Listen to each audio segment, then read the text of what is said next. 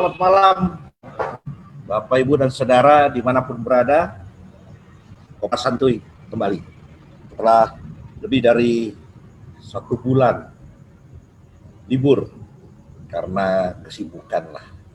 Ada tugas-tugas khusus yang dilakukan sehingga harus libur, Bapak, Ibu, Saudara. Semoga semuanya sehat, sejahtera, damai dimanapun berada. Kopras Santuy pada saat ini kita akan membahas tentang transdenominasional. Ya, sebelumnya saya lalu mengatakan bahwa Kopras Santuy itu program yang sengaja dibuat oleh Panitia Kiamat COVID-19, tim kerja daripada Angkatan Penguin Pravikariat 2012 GPIB yang khusus melakukan kerja-kerja dalam mempublikasikan, dalam mengadakan diskusi terkait dengan pokok-pokok atau bahasan-bahasan teologi gerejawi. Nah, ini juga dibuat dalam rangka untuk meramaikan kontestasi ya dalam berwacana di ruang virtual, karena sekarang pandemi ya sudah hampir setahun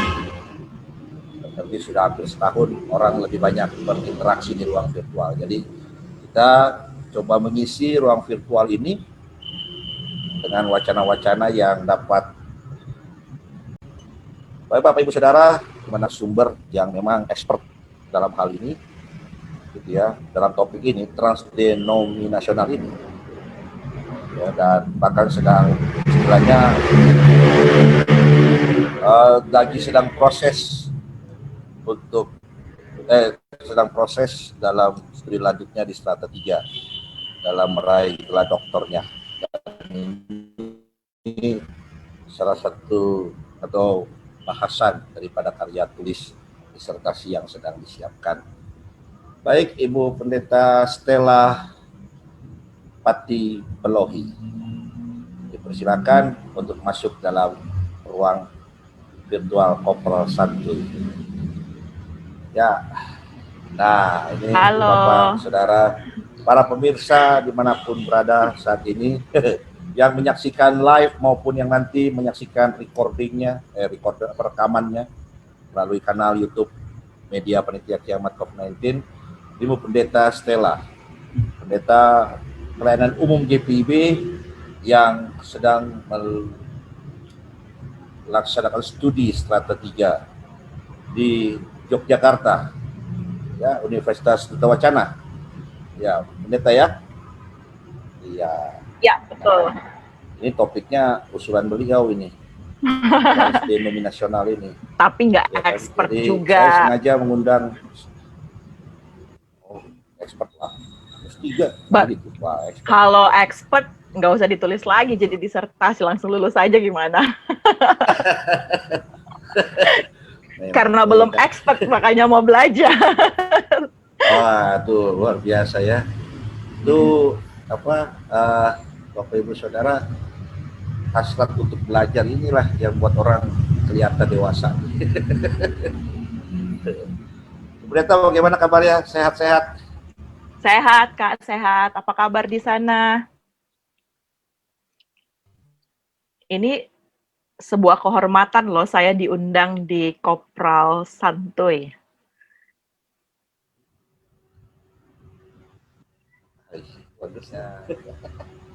Sorry ya, baru ganti ini. Tadi XL, sekarang pindah ke Telkomsel. Oke, siap. Saya ngaco.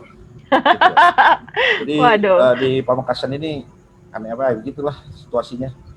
Ya, kita harus punya, kan banyak operator. Nggak apa-apa. Nah, ya providernya kita harus pakai 2. Kalau udah ngomongin sinyal ya tidak bisa juga mengangkat. Soalnya kalau udah ngomongin sinyal di luar kendali manusia memang, Kak. Jadi santai.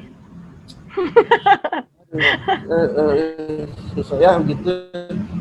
Kalau sudah sinyal memang benar. Ya, oke, para pemirsa, ini kita terima kasih Bu Pendeta sudah sudah apa namanya menjadi peserta perdana setelah sekian lama kami libur 1 bulan karena tugas-tugas negara yang tidak bisa ditinggalkan, gitu ya. Nah, kita ini transdenominasional ini nih, ini perlu dulu diulas pengertiannya apa nih kira-kira nih, gitu ya. Transdenominasional, gitu kan. Saya baca denominasi itu kan denominasi itu kan aliran-aliran ya biasanya. Kita biasa kenal aliran-aliran gereja, ada itulah denominasi gereja.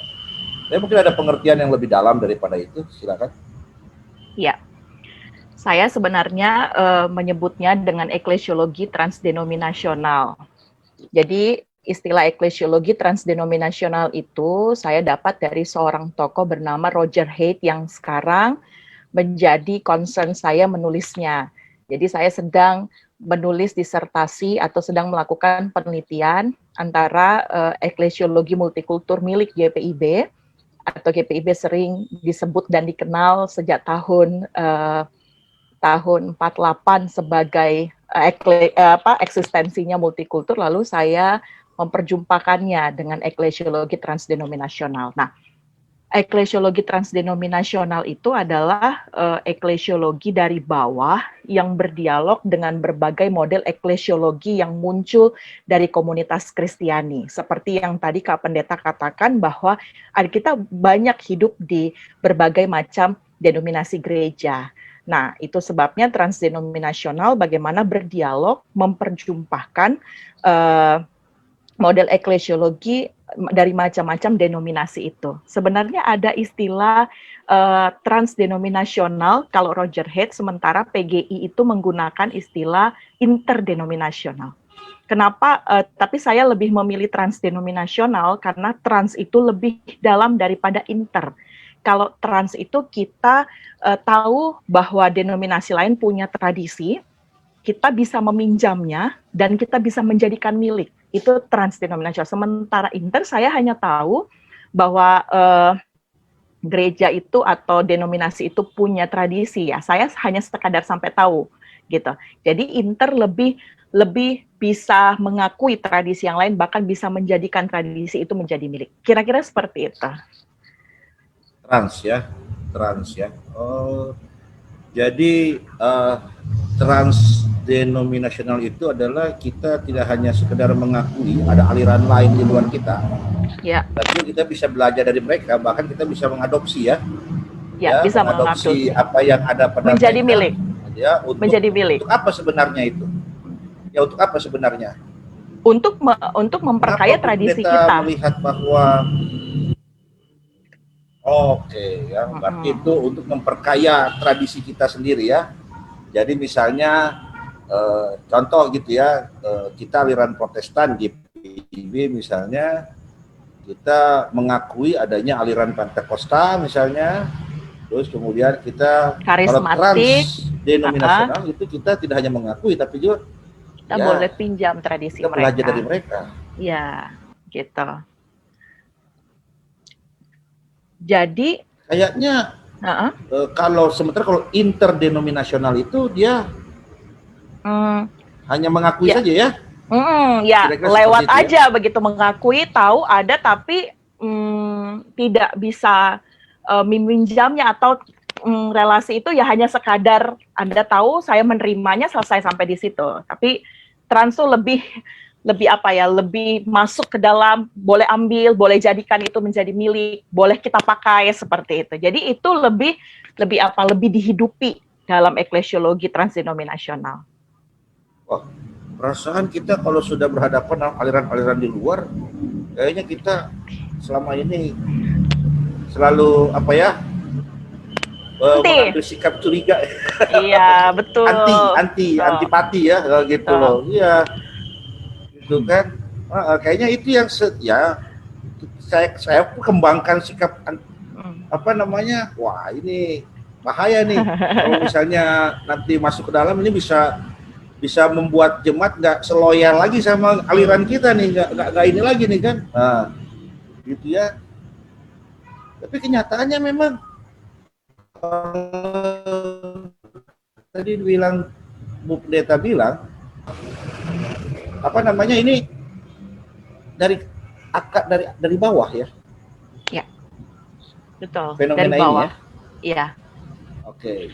Artinya dari teologi umat kan, kita berangkat dari bawah, ya, dari persoalan realita, umat, ya dari realita, dari persoalan publik, begitu juga makanya ini berkorelasi dengan tesis saya ketika berbicara teologi publik begitu.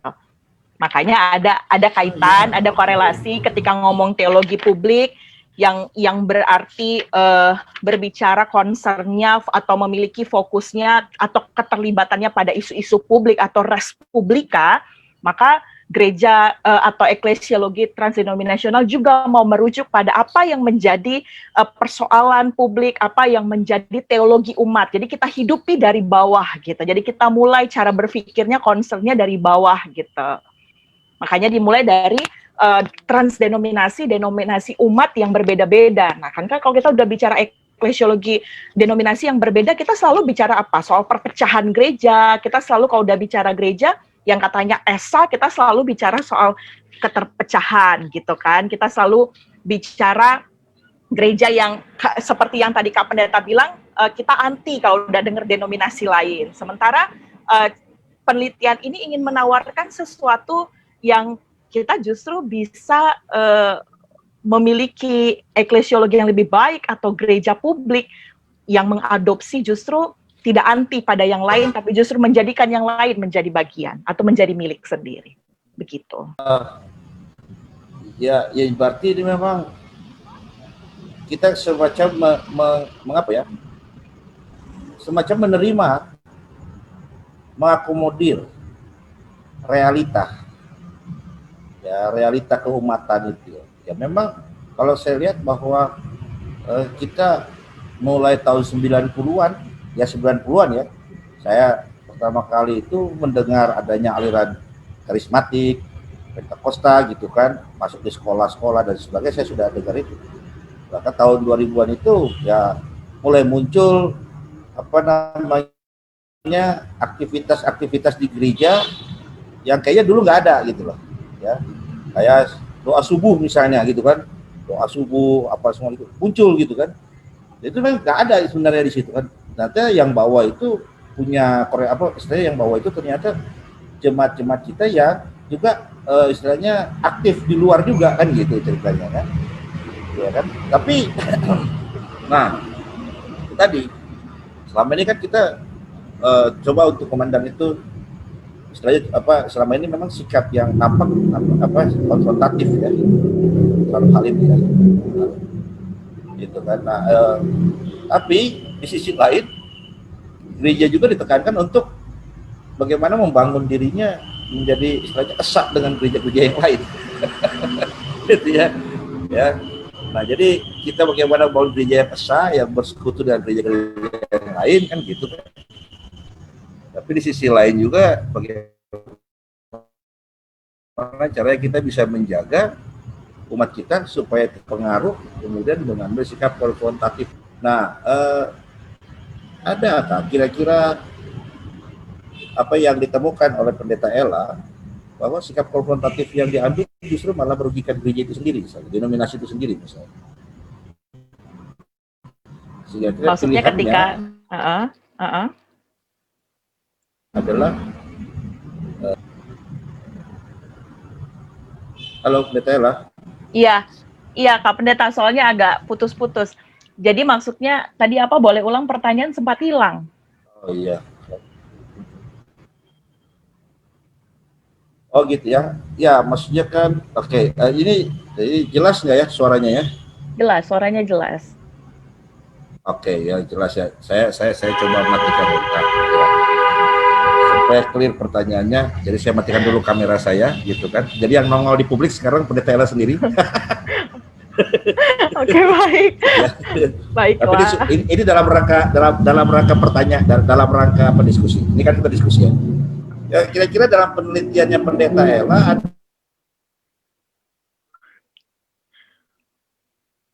ada nggak menemukan bahwa kita ketika di sekolah-sekolah itu masuk karismatik Pentakosta gitu kan, bapak saya dulu keras tuh, nggak boleh itu ikut-ikut kayak begitu, ya kan, dan sebagainya, ya kan. Dan ketika tahun 2000-an, realitanya ternyata tiba-tiba muncul aktivitas-aktivitas yang itu tidak ada pernah di gereja kita, tapi di gereja luar, di aliran luar. Nah, itu muncul dari inisiatif jemaat-jemaat gitu loh. Ya kan? Nah, cuma dapat ini juga, dapat tentangan juga kan gitu. Dapat istilahnya ya dari dari gereja gitu kan, kemudian mendapat perlawanan, istilahnya ditentang gitu kan, aktivitas-aktivitas kerohanian yang tidak tumbuh dalam tradisi GPIB seperti doa subuh dan sebagainya, ada beberapa gitu kan, doa puasa lah, ada yang kayak gitu-gitu. Nah, itu sikap konfrontatif. Nah, tapi ya ketika misalnya nih saya mau tanya, ini adalah pendeta Ella dalam dalam studi ini, kira-kira menemukan nggak adanya kerugian yang sebenarnya terjadi pada aliran itu sendiri ketika dia mengambil sikap konfrontatif? Oke, baik. Hal itu, pendeta, dengan saya kacau. Nggak apa-apa. Kita pasti pernah atau sering mendengar istilah yang sering diungkapkan dalam teologi agama-agama. Passing over and coming back. Kira-kira seperti itulah relasi kita ketika kita interdenominasional, kita melewati, mengakui, memahami, bahkan menjadikannya milik tradisi itu bagi gereja kita, tapi kita tetap kembali gitu. Kita tetap kembali bahkan menjadikan kekayaan tradisi lain menjadi kekayaan tradisi kita sendiri. Jadi passing over and coming back rasanya istilah yang tepat, sehingga kita, ya ini kan sama seperti istilah teologi agama-agama. Kita melewatinya, tapi kita kembali pada tradisi kita. Kekurangan yang saya belum menemukan sampai ke sana sih, Kak, dalam proses itu memang belum menemukan apa yang menjadi kelemahan ketika kita menghidupi eklesiologi transdenominasional. Tapi yang saya tahu bahwa Roger Haid sendiri yang saya sedang teliti itu menyebutkan eklesiologi transdenominasional itu sebagai bentuk atau sebagai model eklesiologi apresiatif. Kenapa dia mau menyebutkannya apresiatif? Karena baginya eklesiologi apresiatif tentang yang menghidupkan, yang menggerakkan, menolong, bahkan mengonstruksi kerangka dan bahasa bersama dalam dialog ekumenis, interaksi dengan masyarakat, bahkan interaksi dengan dunia, bahkan itu termasuk pada dialog lintas agama. Jadi saya belum sampai pada titik apa ya yang menjadi kira-kira kelemahan atau ketidakuntungan yang didapat dari gereja itu. Tapi sejauh ini Roger Haid menyebutkannya apresiatif. Apakah kalau apresiatif bukan berarti tidak ada kekurangan? Pasti ada. Tapi saya belum melihat sampai ke sana. Mungkin gitu. Oh, begitu ya. Termasuk Roger Haid sendiri tidak melihat itu ya? Tidak mengangkat tentang itu ya, Roger Haid? Tidak. Iya. Karena kita dalam kehidupan real itu kan ya tadi berhadapan dengan tantangan. Hati-hati kalau terbuka nanti malah jemaatmu banyak pindah kan gitu. Nah itu makanya passing over and coming back penting. Jadi passing over lewat mengakui, tapi bukan berarti kita ke sana, tapi kita kembali. Makanya coming back itu perlu. Jadi jangan cuma sampai di passing over, tapi coming back itu penting gitu. Oh, bagaimana cara supaya bisa coming back itu? Iya, ya itu berarti melihat tradisi lain sebagai bentuk kekayaan, mengapresiasi apa yang menjadi kekayaan tradisi lain, dan menjadikannya itu bagi kita, dan justru kita mau menghidupi apa yang lebih dari yang lain ke dalam kita gitu. Jadi kita kembali, bukan berarti kita hinggap ke sana, tapi kita kembali membawa tradisi itu menjadi bagian dari gereja kita, begitu. Ya itu coming back. Kalau kita justru tidak menghidupi tradisi itu, berarti kita nggak akan kembali gitu. Makanya passing over dan coming back itu penting. Apalagi jangan sampai di passing over-nya saja. Kembali, bawa, lihat tradisi yang baik itu atau eklesiologi yang disebut apresiatif itu ya menjadi bagian bagi kita gitu. Ya kembali menghidupinya dalam tradisi kita seperti itu. Ini kan GP, kalau kita ya pengalaman saya ketemu GP itu kan pemuda ya. Salah satu tantangan mereka itu adalah bagaimana membawa musik-musik karismatik ke dalam gereja. Seperti itu kan. Karena ya tadi itu berhadapan akhirnya dengan tradisi kita gitu kan. Ya, berhadapan tradisi kita. Nah, sekarang gimana tuh? Kalau dari eklesiologi transdenominasional memandang itu seperti apa? Ya, misalnya gini Kak, kita tuh ini langsung merujuk ke GPIB ya. Kalau kita bicara GPIB itu jadi persoalan kita semua ya. Anak-anak muda tuh pengen banget nuansa musik yang rasanya nggak cukup pakai satu alat musik yang kadang-kadang GPIB disebut sebagai ibadahnya datar, kaku dan lain sebagainya.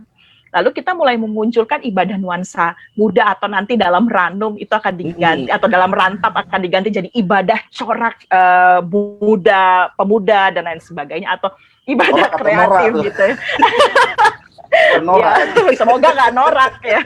Nah dari situ ya nggak ada yang salah kan ketika kita ingin memasukkan musik gereja lain, tapi kita tetap punya nilai di dalam GPIB sendiri yang kita pahami sebagai bahwa musik gereja itu harusnya bahwa nyanyian jemaat itu harusnya lebih yang diutamakan daripada sekadar musik gereja. Artinya musik gereja yang bumbam-bumbam itu seharusnya tidak lebih high gitu daripada nyanyian jemaatnya. Kita tetap bisa melihat, jadi menjadikannya milik. Misalnya kita mau alat-alat band atau kita mau ibadah yang dengan alat musik lain dari gereja lain yang kalau ibadah tuh punya gitu. Kalau soal musik kita boleh menghidupinya, tapi kita tetap punya nilai, kita tetap punya tradisi GPIB yang kita juga nggak boleh hilangkan gitu. Jadi tradisi GPIB-nya tetap kita kombinasikan, menghidupinya menjadikan milik kan bukan berarti menghilangkan tradisi sendiri kan. Tapi bagaimana itu justru memperkaya tradisi kita sendiri gitu. Itu transdenominasional. Jadi mengambilnya jadi milik bukan berarti menghilangkan miliknya sendiri, tapi memperkaya milik kita. Gitu. Oke, betul. Saya jadi ingat. Tetap punya tatanan gitu loh Kak. Jadi tetap punya tatanan. Kita tetap punya nilai, GPIB tetap punya yang kita hidupi. GPIB tetap punya tradisi yang harus kita hidupi gitu kan. Tapi bukan berarti kita tertutup. Kita tetap terbuka pada model lain, tradisi lain, kekayaan lain. Dan itulah yang memperkaya kita. Bukankah memang kita tidak pernah bisa hidup secara tunggal kan? Kita tidak pernah bisa punya pemahaman tunggal, kita akan dipengaruhi, kita akan dihidupi oleh pemahaman lain yang justru memperkaya kita. Seperti itu. Iya. Saya jadi ingat loh itu pengalaman di salah satu jemaat itu KMJ-nya pernah bilang, saya lobby untuk masuk alat musik, waktu itu teman-teman pemuda saya dengar masuk alat musik band. Lalu KMJ-nya bilang, boleh, tapi jangan sampai suara band lebih besar daripada suara jemaat ya. Betul. Jadi ya ini termasuk eklesiologi transdenominasional. Ya? Betul. Ya? Itu termasuk. Ya. Kita punya tradisi itu jemaat itu suaranya mesti kedengeran kan gitu kan ya. Ya, dan itu kan memang eksistensi nyanyian jemaat kan. Iya, betul. Iya, benar ya. Oke. Tapi tampaknya tatanan yang dibuat oleh gereja-gereja itu gimana ya? Ketika mereka melihat bahwa saya gitu ya, ketika misalnya di gereja ini melihat bahwa daripada kita meminjam dari orang, lebih bagus kita bikin sendiri, iya kan? Misalnya gitu ya.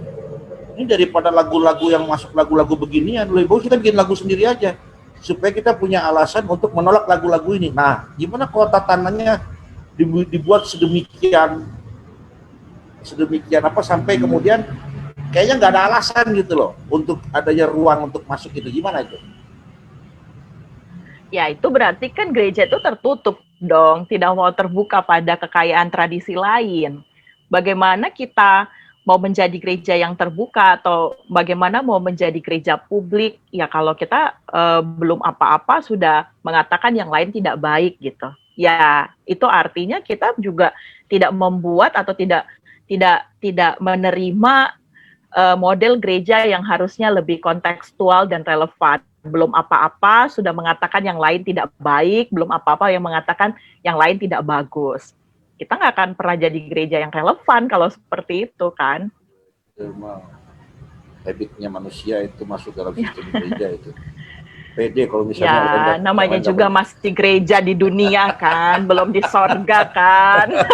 Iya. Iya, iya. Tapi ya oke. Kalau misalnya karena ini ya eklesiologi transdenominasional ini kan dia hidup sebenarnya karena realita umat gitu. Dia mengakomodir, dia meletakkan semacam dia memberikan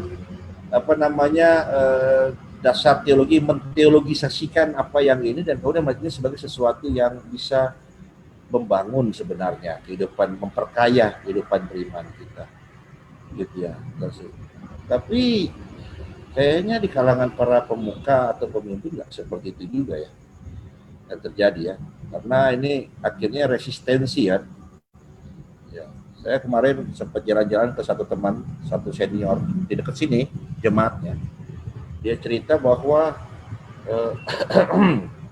dalam pergaulan dia dengan gereja-gereja di sekitar dia itu ada satu kampus yang kemudian punya gereja dan sebagainya, dan kampus itu termasuk yang senang sekali menyerang gereja lain gitu, bahwa itu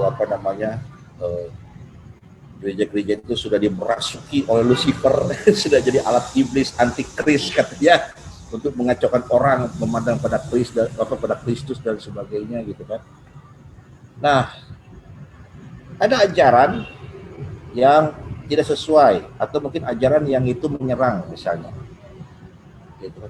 Tapi ada kalau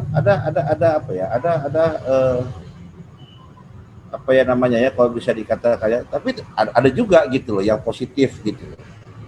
Dan gereja itu yang bisa dikembang dari aliran itu yang bisa dikembangkan di aliran yang bisa diadopsi di aliran kita untuk memperkaya kita. Tapi nampaknya kayaknya pemahamannya bahwa kalau misalnya kita mau meminjam aliran lain, itu berarti ajarannya mesti benar dulu. Kalau enggak nanti yang kita pinjam itu bisa menyesatkan ajaran yang sudah kita pegang. Nah, itu gimana? Kira-kira tuh. Apalagi kemarin kita sempat rame tuh bulan Agustus ya. Masalah dari salah satu tetangga kita, gereja tetangga yang ribut masalah Tritunggal. Gitu kan rame itu kan, Allah tuh Tritunggal atau sebenarnya enggak Tritunggal kan gitu kan. Itu muncul dari gereja malah. Nah, seperti itu. Gimana tuh? Pendeta, kalau pemahaman benar. Bagaimana kalau gereja itu punya pengajaran yang berbeda dalam hal-hal yang fundamental misalnya. Jadi kan sebenarnya tujuan dari berdialog dengan eklesiologi yang plural dalam tradisi Kristiani itu kan tujuannya adalah untuk menemukan prinsip-prinsip historis teologis tentang gereja itu sendiri. Bahwa mungkin yang kita temukan, ya bagi saya belajar itu kadang-kadang juga bisa dimulai dari yang salah kan. Kadang-kadang dari kesalahan kita belajar. Misalnya kalau persoalannya itu, bahwa dari apa yang keliru kita bisa menemukan yang benar justru. Dari kekeliruan, dari kesalahan kita justru bisa menemukan sesuatu yang bisa membuat kita jadi lebih tahu mana yang baik.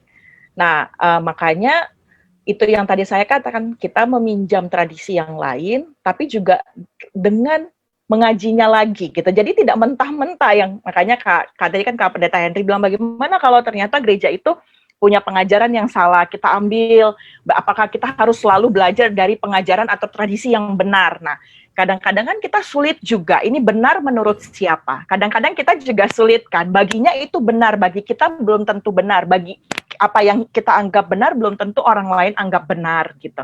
Bisa saja orang lain anggap salah. Nah, maka bagi saya transdenominasional itu meminjam dan menjadikan tradisi yang lain menjadi milik itu juga lewat proses kita perlu mengkajinya lagi. Kita meminjamnya menjadikan milik tapi tetap melihat itu dan mempelajarinya menjadi sesuatu yang memang bermanfaat gitu. Jadi tidak mengambil dan meminjam bukan berarti ngambil mentah-mentah, sama penjelasan saya kayak tadi bahwa kita mau tradisi musik gereja si A gitu.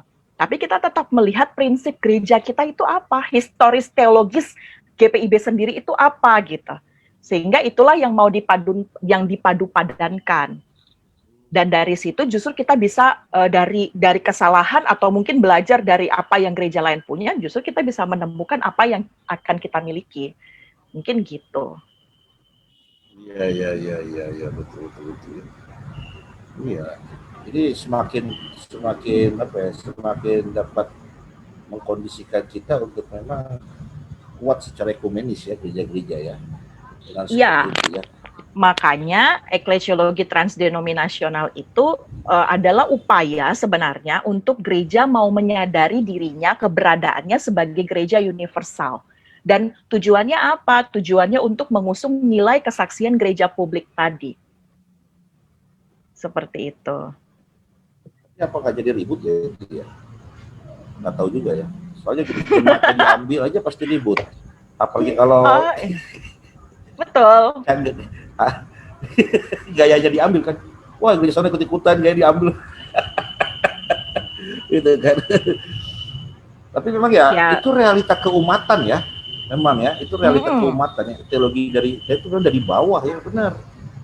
Gitu ya. Makanya Kak, jadi, sikap konfrontatif ini makanya Kak, eklesiologi transdenominasional itu kan menghidupi rahmat, spiritualitas ekumenis trinitarian dan merupakan disiplin yang harusnya terus menjadi. Jadi nggak pernah selesai, tapi terus menjadi untuk apa? Untuk menolong terwujudnya keesaan Kristiani yang seringkali dianggap yang beridentitas inklusif seperti itu. Jadi ingin menolong terwujudnya keesaan Kristiani yang beridentitas inklusif.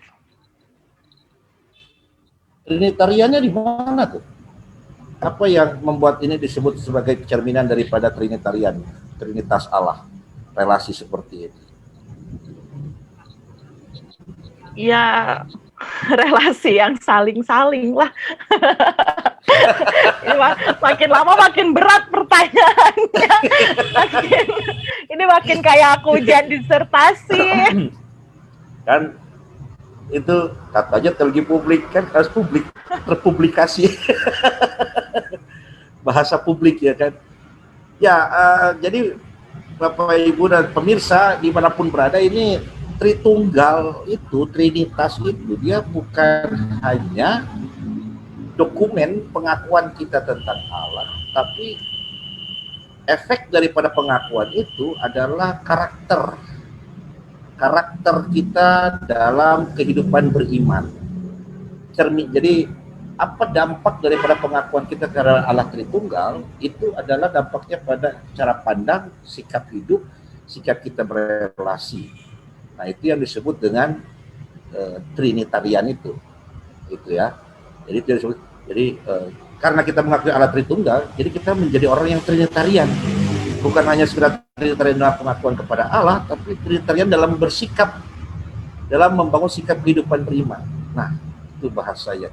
Trinitarian di sini menjadi satu predikat, kata kerja, gitu ya, kata sifat. Jadi ketika Pendeta Ella katakan ekumenis Trinitarian itu, Trinitarian itu kan Bapa, Anak, dan Roh Kudus, itu kan mereka saling apa namanya Pak bahasanya? Ya, perikoresis Kak, perikoresis. Nah, sekarang ini lagi terkenal nih. Ya, Bapa, Anak, dan Roh Kudus. Jadi saling tari-menari, Roh Kudus itulah yang menari-menari orang-orang, ya itu yang disebut tarian denominasi, transdenominasi seperti itulah. Itu ya. Jadi kita tidak terpisah nih. Kita boleh berbeda, tapi kita tidak terpisah satu sama lain. Tapi kita masuk dalam satu harmoni yang sama. Aduh. Jadi kalau kata Calvin ini yang disebut dengan teater apa? Teatrium Gloria Dei. Ya, Teatrium Gloria Dei. Kalau kata Calvin itu dunia ini adalah teater kemuliaan Allah. Nah, jadi panggung kemuliaan itu ada Allah. Panggung kemuliaan, ada orkestra, ada harmoni dan sebagainya. Semua yang berbeda di situ, tapi kemudian bisa bekerja sama. Tadi kalau kata Pretela, berpadu padankan, terorkestrasi, terharmonisasi. Wih, kita beda tapi kita nggak berpisah, tapi kita saling mengisi. Semangat Trinitarian itu menjadi koreksi bagi kita untuk apa yang selama ini memelihara sikap konfrontatif terhadap yang berbeda. Ya, itu koreksi. Kayaknya kalau sudah Trinitarian berarti bukan hanya koreksi dari Pendeta Ella saja, tapi ini koreksi dari Tuhan. Kalau kamu mengaku Allahmu Tritunggal, maka hidupmu haruslah hidup yang bertrinitarian. Itu ya.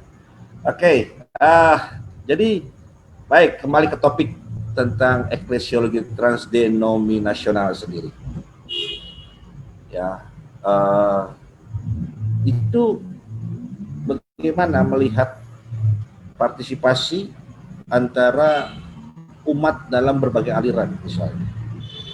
Contohnya, dia di sini terdaftar di sini, tapi aktif tempat lain, misalnya.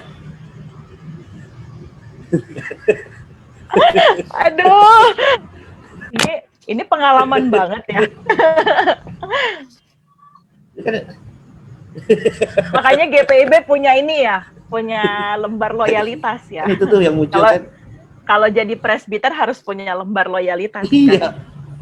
Salah satunya itu kan, suaminya presbiter di mana, istrinya presbiter di mana, suami istrinya gereja di mana, gitu kan. Ini pengalaman banget kan. Aduh. Iya, tapi itu sini, emang jadi pastor di sana. Aduh, ampun.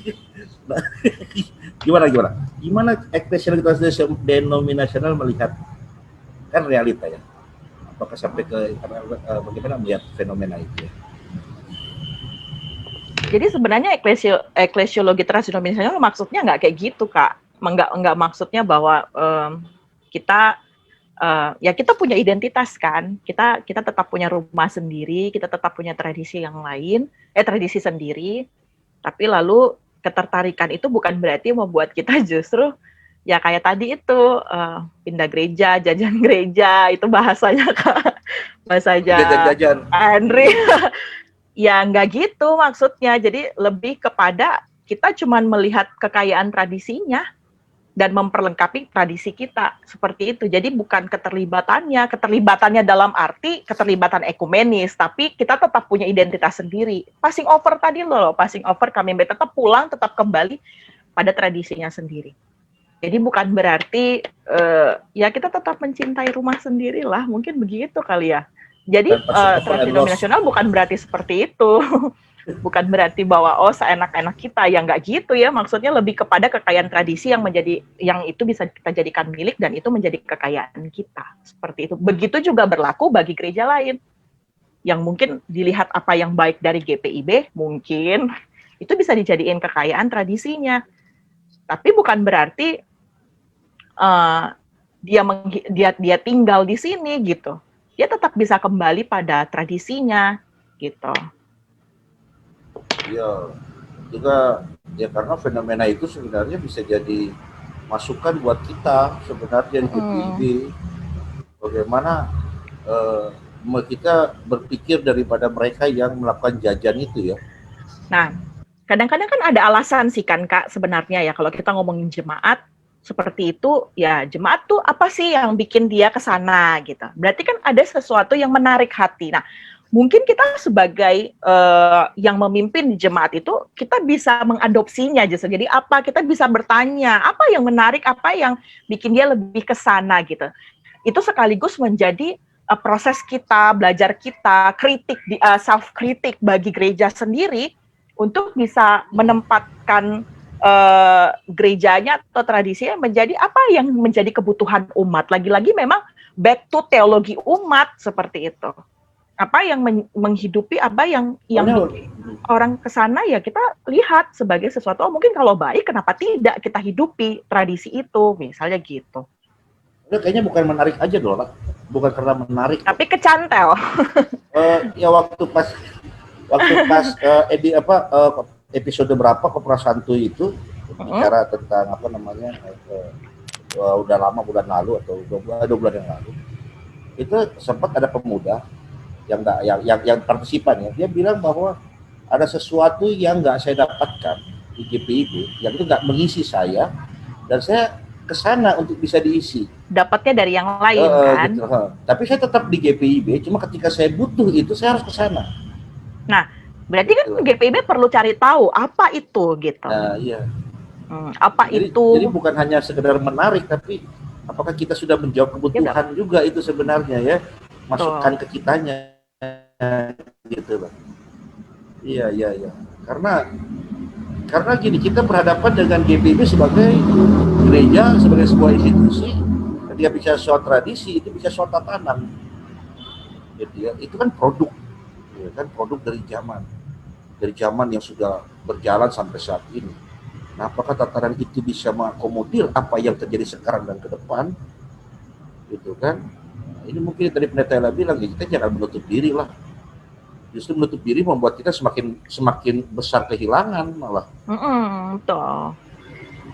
Ya, iyalah gereja kan, ya, gereja adalah orangnya.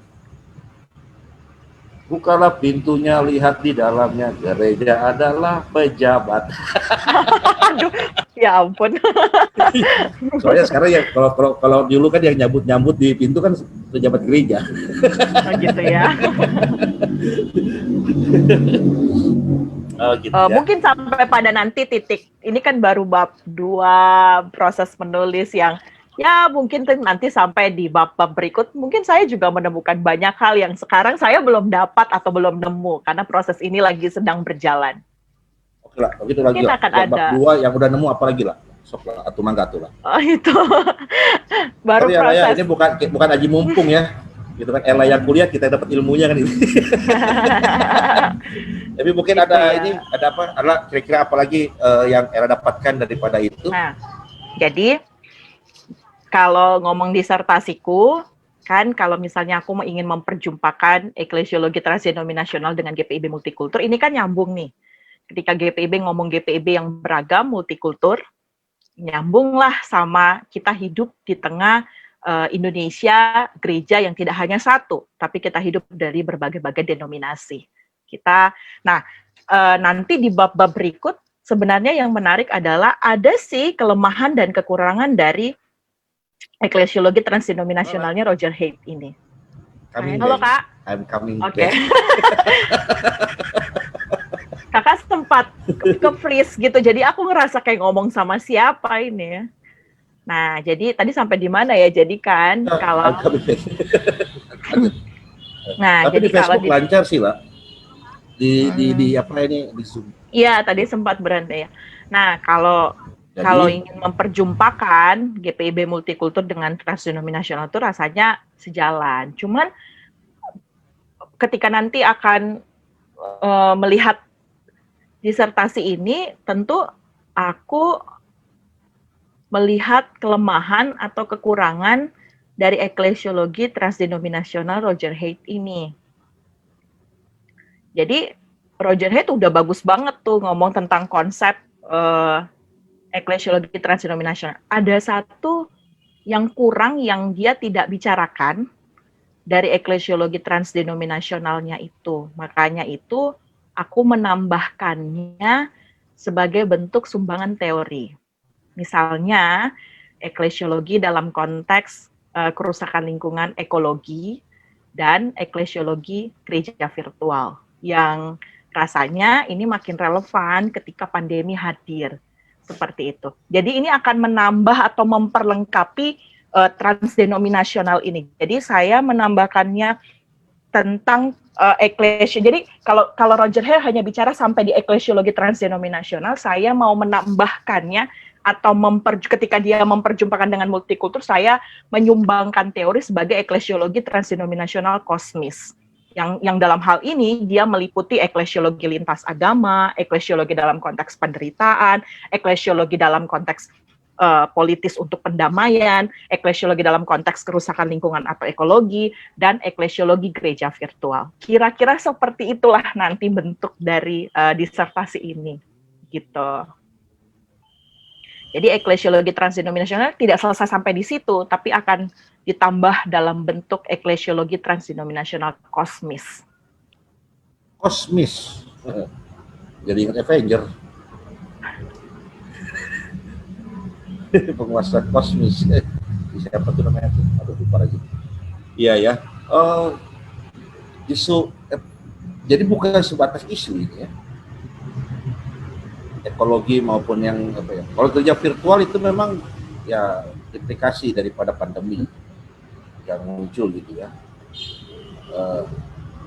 Ekologi itu. Iya gimana? Hilang tadi Kak, gimana? Ya hilang ya.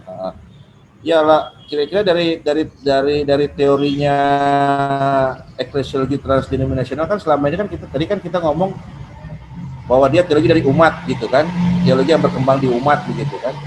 Kalau gereja virtual oke, memang itu menjadi realita. Tapi ekologi misalnya, apakah memang umat sudah concern? Kayaknya umat nggak begitu. Iya dong. Tapi gereja kan harus menghidupi salah satu Wah iya dong Kak, salah satu penderitaan dunia ini kan ekologi. Ini ada pakar ekologi nanti itu ada kasih pertanyaan di Facebook. Tapi bahwa gereja memang harus menghidupi itu kan. Dan itu menjadi salah satu konteks permasalahan di Indonesia, permasalahan konteks di Indonesia yang harus gereja hadapi kan salah satunya ekologi. Gereja juga ya seperti yang Kak Pendeta bilang bahwa dunia ini panggung kemuliaan Allah, ya ekologi masuk di dalamnya. Lingkungan hidup menjadi bagian dari concern kita. Persoalan kemanusiaan, dan itu akan berkait kelindan kan. Kemiskinan bisa berangkat dari kerusakan ekologi. Ya iya, jadi kerusakan ekologi juga bisa menyebabkan kemiskinan, dan itu menjadi concern gereja. Bahkan jangan sampai gereja justru jadi dalang dari kerusakan ekologi. Nah, hati-hati pada hal itu misalnya. Dan itu tidak bisa kita pungkiri bahwa gereja juga menjadi bagian kan di dalam kerusakan ekologi. Kita turut melanggengkan kerusakan ekologi ya. Ini harusnya menjadi pertobatan gereja. Kalau dalam bukunya ini Etika Bumi Baru, dulu saya tahu Etika Bumi Baru. Robert. Ya, betul Etika Bumi Baru. Bukan hanya itu, gereja menjadi inisiator malah. Gitu ya.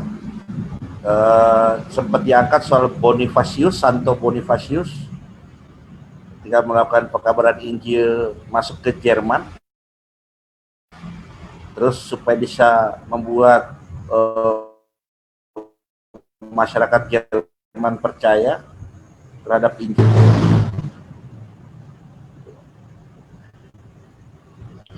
Itu yang Katolik punya Laudato Si, yang dianggap bukan pohon keramat buat masyarakat Jerman pada masa itu. Kemudian dia menebang itu, dan ketika dia ternyata tidak apa-apa setelah menebang pohon itu. Memang betul Yesus berkuasa di atas segala-galanya. Nah, itu tradisi yang kemudian sejarah yang kemudian turut dalam mempengaruhi kekristenan menjadi inisiator daripada saya lupa gitu. Maksudnya menjadi kekristenan untuk kemudian melakukan perusakan karena dia melakukan desakralisasi terhadap alam. Gitu loh. Nah, seperti itu. Ya, kayak gitu. Jadi ya mungkin tapi dengan menyentuh masalah ekologi lewat eklesiologi transdenominasional ini kita akhirnya melihat persoalan alam sebagai persoalan gereja juga. Oh iya, pasti dong. Ya. Harus malah. Sudah oke. Lalu tadi Pendeta Ella sempat sebut di awal, mengatakan di awal bahwa eklesiologi transdenominasional ini akan juga mempengaruhi kita dalam membangun dialog lintas agama. Ya, kalau sesama kita yang disebut gereja keesaan atau gereja itu esa, kalau di antara kita aja masih saling tuding menuding, bagaimana caranya kita bisa mau membangun hubungan dengan agama lain? Kalau ternyata di dalam agama kita sendiri, kita orang yang nggak saling-saling menerima, gimana? Gimana nih kakak pakar teologi agama-agama yang sering melakukan dialog lintas agama misalnya? Gereja kan juga perlu jadi role model kan? Ini kan sama kayak, kalau boleh jujur nih ya Kak, sebenarnya misalnya ikut persidangan PGI di Sumba tahun lalu.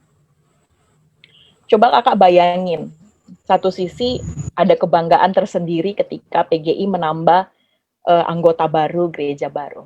Tapi kebayang nggak sih bahwa menambah atau tertambahnya anggota baru itu kan hasil perpecahan, iya nggak? Misalnya, ya satu sisi itu menjadi sebuah kemirisan, kan? Ada anggota baru, gereja baru, tapi juga sebenarnya anggota baru itu hasil dari perpecahan gereja A, gereja B mungkin, dan itu menjadi anggota baru. Satu sisi itu menambah, PGI menambah anggota baru, tapi di sisi lain itu bisa. Apa sudah masuk lagi? Ini gantung-gantung. Ya. Halo, La. Kita La. Iya, Kak. Halo. Ya. Tahun 2007 itu, ya itu kan ngerembet sebenarnya lah ya. Saya pun memang ya jujur miris gitu kan. Termasuk ketika bicara soal izin membangun ruang ibadah misalnya. Gitu kan. Ya. Dulu kan menjadi persoalan kita adalah bukan dulu, tapi kita melihat itu sebagai aspek kebebasan beribadah, gitu kan. Ya, bahwa, tapi kalau kita mau jujur sebenarnya juga, ya kenapa dibangun gereja ini? Karena ada gereja yang pecah di sini kan gitu. Yang pecah ini mau bikin rumah ibadah. Itu. Laju pertambahan gereja itu lebih banyak daripada pertumbuhan umat loh. Umatnya nggak bertambah, gerejanya bertambah. Dari mana? Dari perpecahan kan? Iya. Iya. Dan itu realita. Jemaat, jadi jemaat berapa 10 kali. Ya terus Kak. Ya maksudnya keprihatinan Ella dalam persidangan dalam tentang yang tadi Ella katakan gitu ya, terkait dengan PGI yang terima anggota baru hasil perpecahan itu ya benar, dengan keprihatinan yang memang salah satunya tadi kita dijadiin bangun gereja ribut, akhirnya bawa isu kebebasan beribadah, kebebasan ini dan sebagainya gitu kan. Tapi sebenarnya di latar belakangnya oleh perpecahan di dalam kita gitu. Perpecahan di dalam kita itu latar belakangnya itu aja, umatnya nggak bertambah, gerejanya bertambah. Nah, gitu lah. Ya, solusinya sih memang gitu ya. Cuma ya eklesiologi transdenominasional ini nampaknya mencoba mencairkan, meskipun terpecah tapi tetap satu lah. Tetap apresiatif lah. Apresiatif lah. Saya berapresiasi lah meskipun pecah. Ya lama lah ya kan, ya memang ya dipikir juga. Iya ya. Ya. Jadi memang dalam hal itulah ya Ella melihat bahwa eklesiologi transdenominasional ini punya pengaruh dalam kita membangun dialog lintas agama ya. Kita menjadi satu role model gitu ya. Gitu ya. Iya, betul Kak. Kita memang betul kita lebih lama sama lintas agama daripada lintas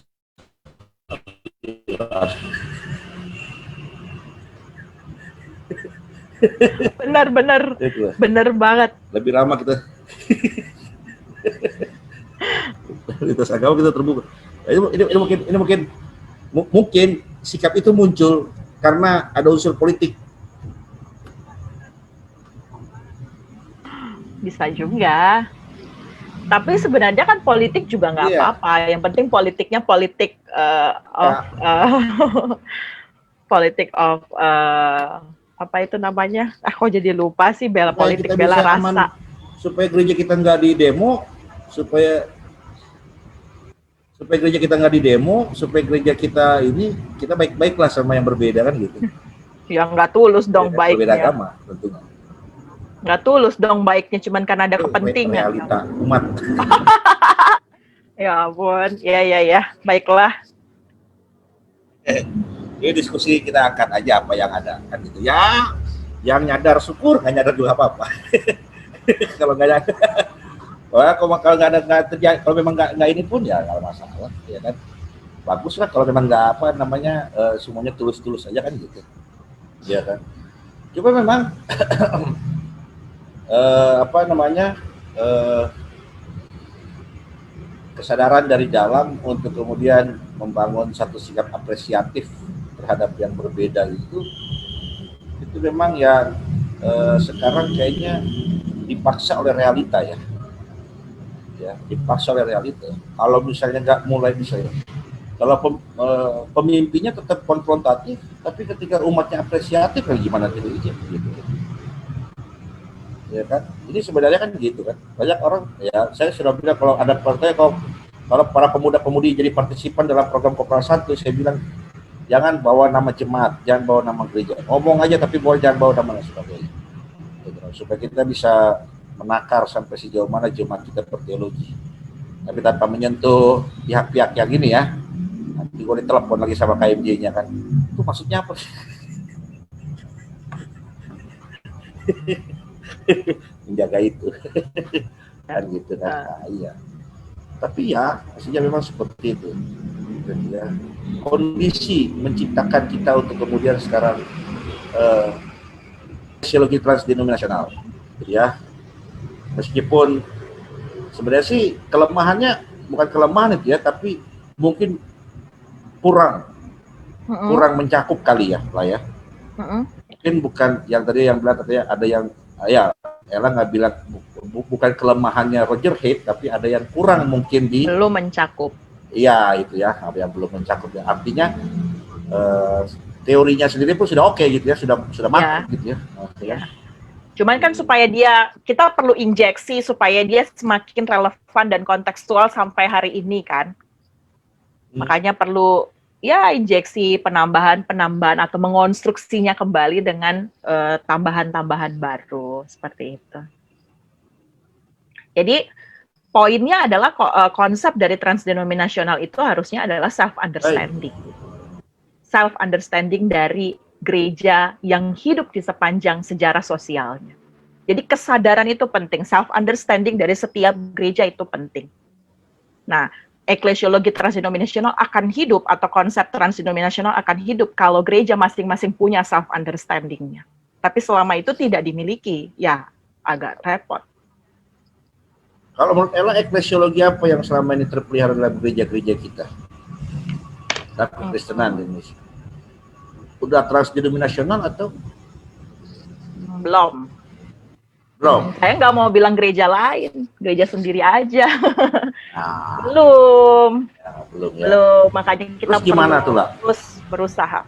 Ya, saya pikir emang nggak ada ya komunitas yang sempurna, tidak ada gereja yang sempurna, gereja ini juga termasuk ya. Ya makanya tetap perlu ada kajian-kajian terus, tetap perlu ada proses baru yang akan menolong kita untuk belajar lebih baik seperti itu. Tapi kalau ditanya ini belum sih rasanya. Saya bisa salah, bisa salah. Kakak kan juga pendeta GPIB, kakak juga bisa berkomentar kan. Nggak salah. Dasar. Jadi gini lah, dan diskusi kita ini kan kayaknya Ella ini lagi sedang merumuskan, sedang menciptakan satu formula yang jadi obat. Mudah-mudahan jadi obat. Jadi obat dalam keragaman aliran dan keragaman denominasi. Dengan dengan satu semboyan passing over and coming back. Passing over and coming back, kan gitu kan, itu slogannya kan gitu, passing over and coming back. Nah, realitanya gereja kita memang seperti itu. Realitanya gereja kita itu adalah gereja yang hadir di tengah-tengah aliran yang lain. Realitanya umat kita itu memang seperti itu. Gitu ya. Realitanya umat kita memang istilahnya teologi umat juga begitu memang gitu ya. Teologi umat memang mereka menjelajah tidak hanya satu aliran kita saja, tapi menjajah pada aliran-aliran yang lain. Gitu ya. Ini sudah suatu prakondisi sebenarnya untuk kemudian gereja kita minum obatnya Ella kan gitu, minum obat yang lagi sedang dirumus ke mereka. Semoga emang jadi obat ya. Nah pertanyaannya, tapi Ella yakin kan bahwa ini adalah suatu obat sebenarnya? Ya bisa. Ya, yakin ya, sih. aku yakin ya, pendeta loh ini, bukan sekedar sarjana nih pendeta ini bukan sekedar kandidat dokter, nih pendeta jadi kandidat dokter. Ya, kan? Karena kalau misalnya Ella yakin, dari mana lah kita harus mulai bangunnya? Dari pendetanya? Dari self understanding dulu. Pertama kesadaran setiap orang dulu lah. Kesadaran pendetanya, pemimpinnya, lalu itu ke jemaat, lalu kita mulai membangun relasi itu. Tapi ini mungkin Kak Pendeta boleh dikaitkan sama pertanyaan Pendeta Patrice tuh yang ada di Facebook. Ini kan bisa cukup, ada di FB tuh. Pertanyaannya kan, apakah warga GPIB sudah percaya diri? Ini kan sama dengan omongannya tadi Kak Henry ya, tentang ya semua kita, bagi saya tradisi yang kita hidupi juga sebuah tradisi yang terus dalam proses belajar itu. Jadi kalau percaya diri paling baik, saya juga nggak mau mengatakan itu. Tapi bahwa kita sedang berproses mencari terus tradisi yang akan terus memperlengkapi dan menghidupkan kita. Namun persoalannya yang menjadi pertanyaan ke Kak Pendeta Patrice, bagaimana supaya ketika warga GPIB percaya diri pada tradisinya dan sehingga tradisi itu memperkaya, tapi dia tetap kembali ke rumahnya. Jadi dia coming back. Jadi dia passing over, dia lewatin setiap proses tradisi-tradisi lain, lalu kembali. Lalu bagaimana caranya tahu? Ini jadi saya yang bacain pertanyaannya.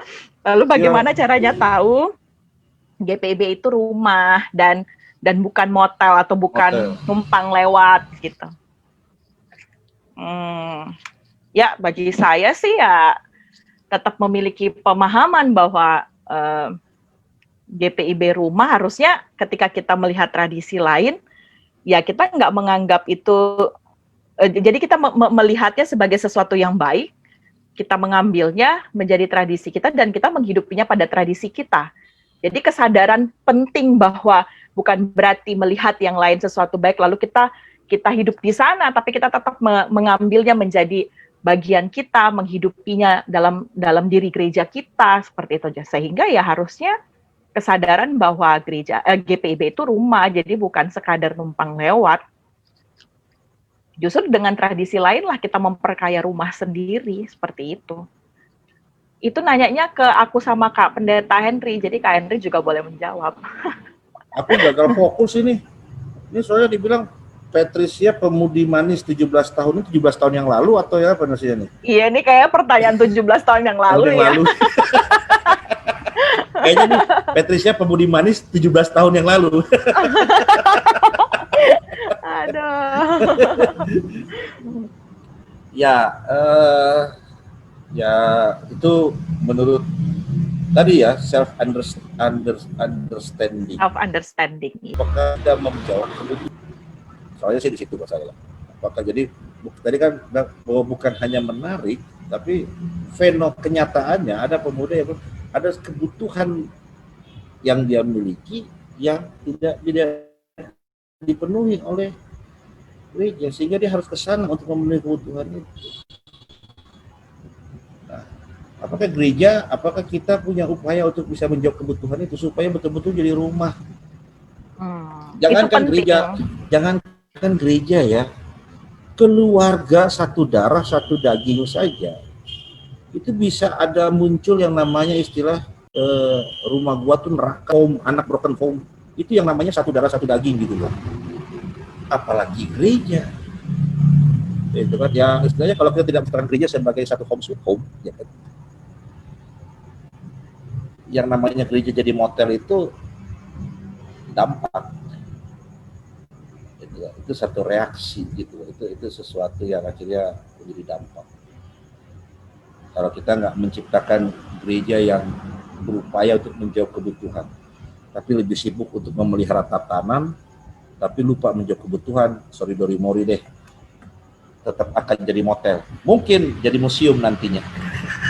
Ya itu bahasa yang sedikit agak kejam sih. Bahkan saya pernah membaca, jadi misalnya Pendeta Eka Dharma Putra pernah mengatakan kalau gereja tidak mau terbuka, tidak mau belajar untuk relevan dan kontekstual, lebih baik gereja itu mati saja. Makanya self-understanding dari setiap gereja itu penting. Kita perlu kesadaran bahwa kita perlu diperbarui, kesadaran bahwa kita perlu belajar dari yang lain, itu harus dimiliki di tiap-tiap gereja. Karena kalau misalnya punya otoritas menjaga tatanan ini masih konfrontatif, susah deh kita masuk ke bagaimana upaya untuk menjawab kebutuhan.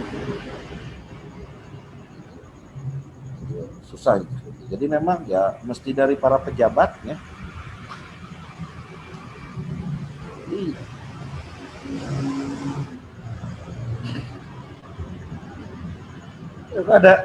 Ada pertanyaan seperti itu terbuka gitu kan, kalau nggak, wah itu berarti dia sudah domba kita hilang gitu kan dan sebagainya. Tapi memang ya seperti itu kan.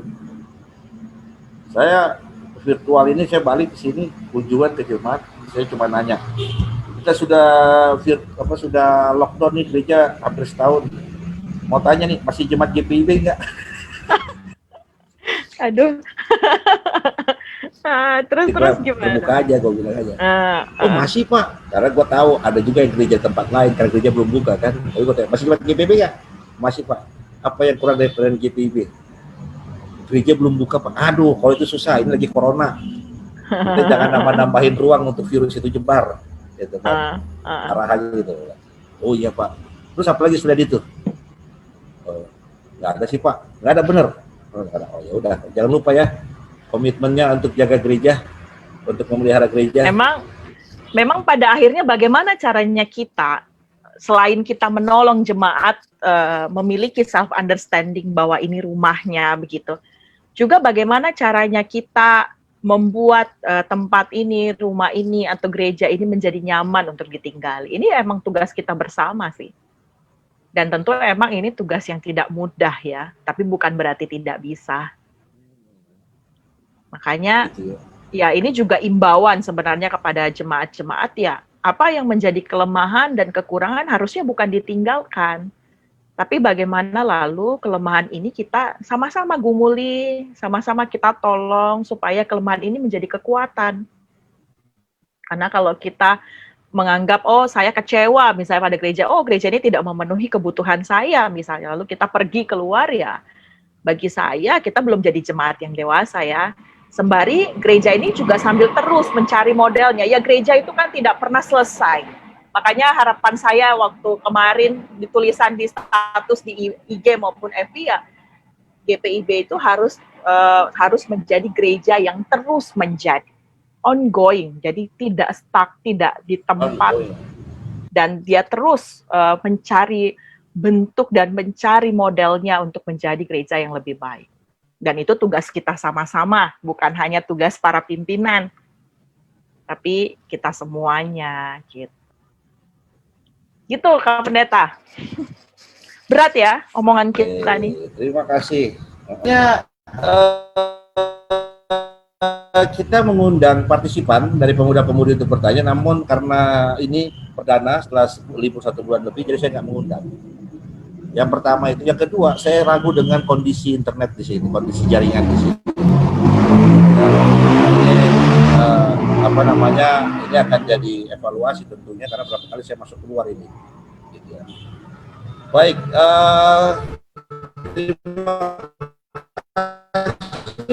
Pendeta Ella Ya. yang memperkaya kesana kita dalam berteologi pada kesempatan ini, gitu kan. Terima kasih banyak. Sama-sama, saya juga bisa memperdalam disertasi saya melalui percakapan ini, Kak Pendeta. Karena membuat kita berpikir futuristik, gitu ya. Nah, ke depan seperti apa? Terima kasih. Sukses.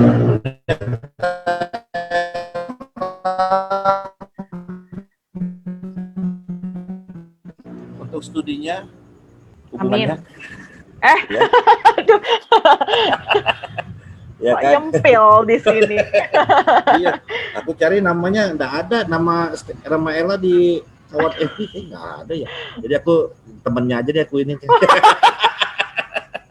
Pasti langsung. Loh, aku juga bingung kenapa aku nggak di tag ya di FB-ku ya. Mana ya namanya? Aku juga Ella, bingung. ya? Kok nggak ada ya? Bukannya aku yang harusnya di tag ya FB-nya. Aduh, kacau deh Kak. Udah lagi proses ongoing ini kok. Waduh, proses ongoing.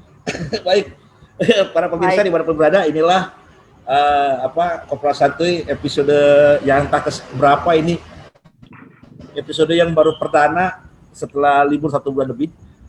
Kita bahas soal transdenominasional ini, yang menjadi diskursus bagi para teolog GPIB, khususnya di ranah akademis dan juga di ranah gerejawi tentunya. Dan ini bisa mau waktu, tenaga, dan ilmunya yang luar biasa luas, dan ini pasti sebagai kecil saja yang ini sudah sangat memperkaya kita. Itu kan perkembangan wacana-wacana berteologi yang itu akan memperkaya kehidupan beriman dan membuat kita responsif terhadap tantangan zaman. Kita jadi teolog itu teolog yang responsif terhadap tantangan zaman. Nah, teolog itu bukan hanya para pendeta saja, tapi teolog itu ya tadi disertasinya pendeta Ella ini lanjutan dari tesisnya itu bisa teologi publik, teologi yang muncul dari umat. Jadi umat juga berteolog, jemaat juga adalah teolog. Gitu ya. Tapi bagaimana kita berteologi untuk membuat kita dewasa dalam beriman dan tetap menjadi berkat dalam persekutuan pelayanan dan kesaksian di gereja di mana Tuhan anugerahkan kita ada di situ. Nah, luar biasa. Baik, terima kasih ya Kak Pendeta. Terima kasih banyak. Nantikan. Terima kasih Bu Pendeta Ella. Terima kasih matur nuwun sangat matur sakalangkong puskesmas. Oke, baik, seperti kata Pendeta Ella tadi ya kan, slogannya tuh ya, slogannya passing over and coming back. Nah, dimulai dengan self understanding terhadap keragaman. Kita boleh berbeda, tapi perbedaan tidak harus membuat kita terpisah. Perbedaan tidak harus membuat kita tidak belajar dari yang lain. Itu dia. Mungkin ini hal yang mungkin hal yang aneh sekarang, tapi ingat, gereja kita Protestan bagian barat itu akarnya itu adalah reformasi. Dan slogan reformasi itu adalah Ecclesia Reformata Semper Reformanda. Gereja yang diperbaharui adalah gereja senantiasa memperbaharui. Kenapa? Harus ditambah Ecclesia Reformata Semper Reformanda Secundum Verbum Dei. Wih, Secundum Verbum Dei. Itu gua nggak tahu nih, apa Secundum Verbum Dei. Berdasarkan firman Allah. Firman Tuhan. Berdasarkan firman Allah. Oke. Baik, demikianlah Kopral Santuy episode yang kesekian ini, yang perdana setelah libur. Sekali lagi saya ucapkan terima kasih yang sebesar-besarnya. Puji syukur kepada Tuhan karena boleh menghadirkan Pendeta Ella untuk menjadi berkat bagi kita dalam episode saat ini, untuk memberikan satu pemikiran, wacana tentang eklesiologi transdenominasional yang membuat kita lebih apresiatif dan membuat kita lebih mencerminkan teologi kita yang trinitarian dengan saling menghargai, saling belajar dari satu dengan yang lainnya. Dimanapun berada, Tuhan memberkati. Bu Pendeta Ella sukses dalam studinya. Terima kasih Kak Sehat Pendeta. selalu. Berkati juga. Ya, harapan, targetan dan sebagainya yang mau dicapai. Amin. Bersama